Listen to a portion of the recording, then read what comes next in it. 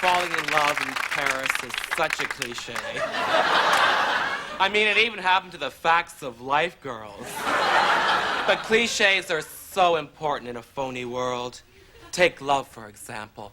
What is it but an allergic reaction to the proper lighting?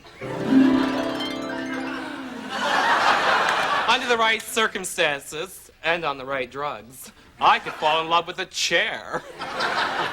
I did once in Miami Beach, but I didn't stand a chance. It was a Corbusier original.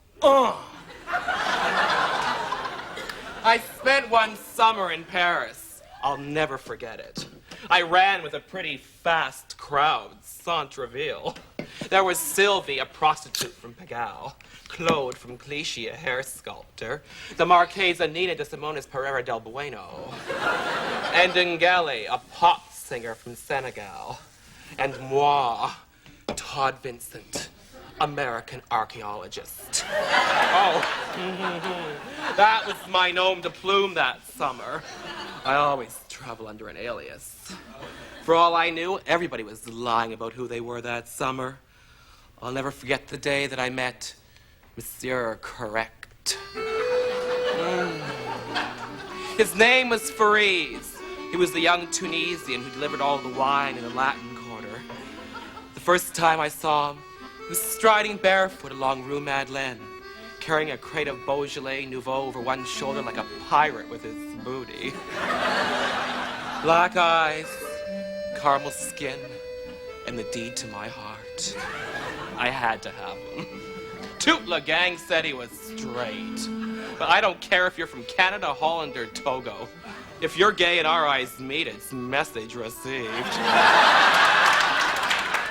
And his message said, sister.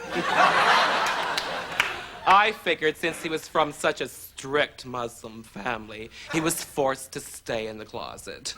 Luckily, they liked me. His father thought I was a woman. Fariz, on the other hand, was the first man that I've ever known who thought that I was macho. Oh, I know what you're thinking. What, was he blind? No, deaf.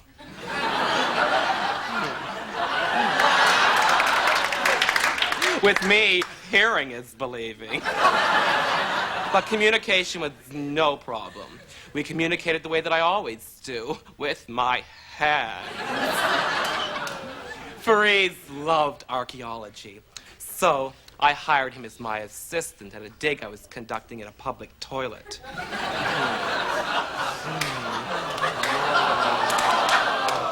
We were looking for evidence of a Roman tea room. And we found it. One afternoon, my suspicions about Fariz and the ruin proved correct. We discovered an ancient scroll depicting Alexander the Great getting a hand job from his lover Darius. Fariz could read cuneiform, so he translated. As he read the story, we both became aroused under the hot Parisian sun. I grabbed at him through his flimsy cotton pants and yanked off his rope belt. We fell to the ground, signing frantically. Suffice to say, I ate a lot of figs that summer.